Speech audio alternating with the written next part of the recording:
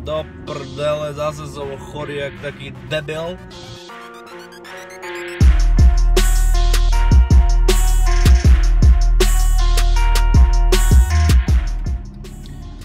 Neviem, schytal som asi nejakú chrípku, alebo nádchu, alebo kiuch, maru, lebo každý je teraz v tomto období chorý.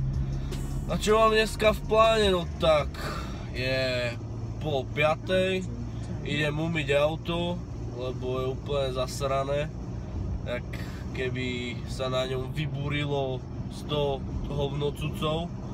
No a idem potom takde skočiť asi s kamoškou Diankou.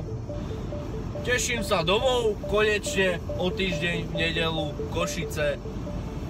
Zase sa stretnem s mojou rodinou milovanou, s mojimi drblými kamarátmi a neberiem ani auto, idem radšej vlakom, lebo jak poznám mojich milovaných kamarátov, auto by mi bolo v Košiciach zbytočné. Však ma poznáte. Človek, ktorý má striebornú Audinu českej poznávacej značky, a kto to čekuješ, kurva, nauč sa šoferovať, keď máš také drahé auto.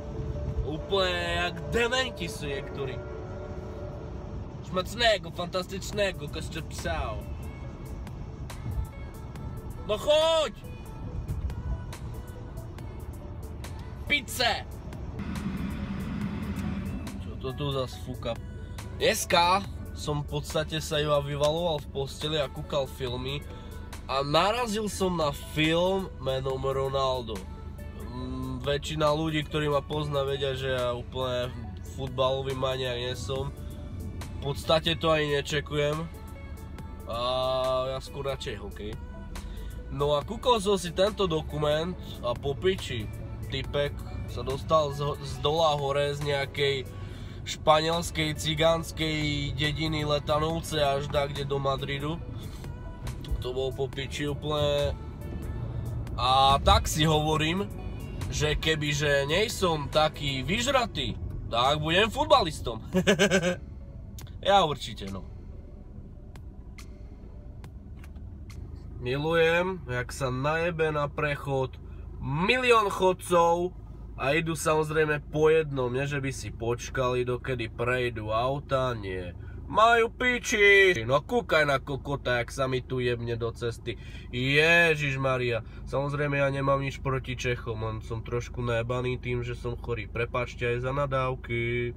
Čo je najhoršie vychytať? Okrem policajtov. Autoškola! A few moments later.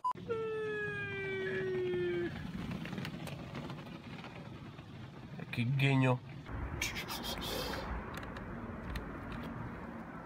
Piči.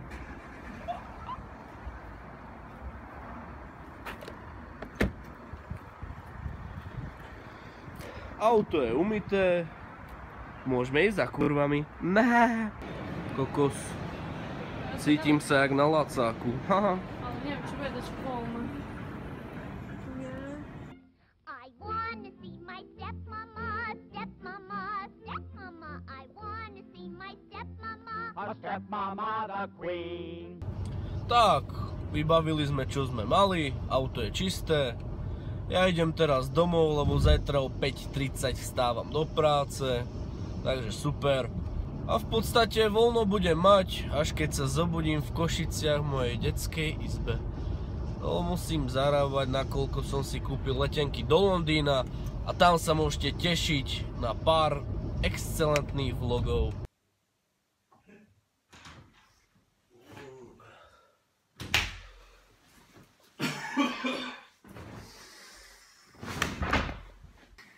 Ja sa s vami lúčim. Uvidíme sa v ďalšom vlogu. Kúkajte moje videá a buďte rovnako drbnutí ako ja. Čau.